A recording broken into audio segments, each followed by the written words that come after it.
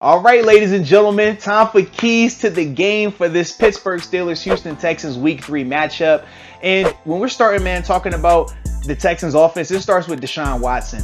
This dude, we know who he is, man. He's very mobile, highly competitive. Even though he doesn't have the personnel around him necessarily to protect him like they would want to, he creates a ton of problems, man, just with how he extends plays. So look for Bud Dupree, TJ Watt, and honestly Cam Intuit, anybody that's rushing the passer. You have to contain him, man. If those guys can contain him and ultimately get him on the ground, man, it's gonna be money for the Steelers defense. Another matchup though, man, when Steelers are on defense, you gotta look at these tight ends and receivers, more so the tight ends in the red zone, all right?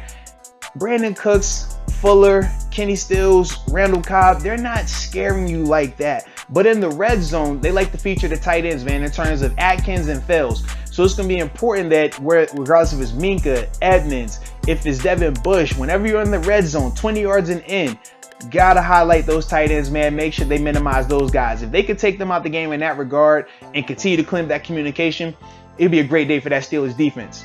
Now, when the Steelers are on offense, man, it starts up front, man. They have to minimize the impact of J.J. Watt. Anybody that watched the Texans play the Ravens last week saw J.J. Watt is looking good. He's healthy, man. He's very active both in the running game and pass game.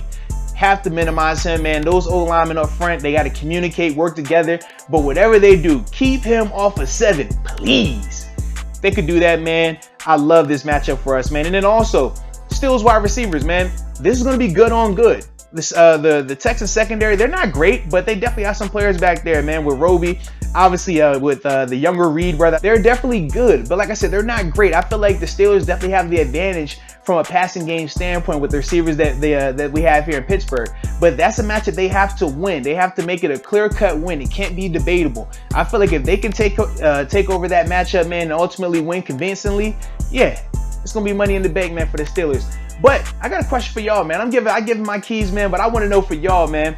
Who has more sacks between the Watt brothers, man? JJ or TJ, man? For me, I'm going TJ. You know, that's my boy. But I want to hear what y'all think, man, because we know what JJ can do and what he's been doing thus far. So those are my keys to the game, man. I appreciate you always tuning in. And until next time, peace.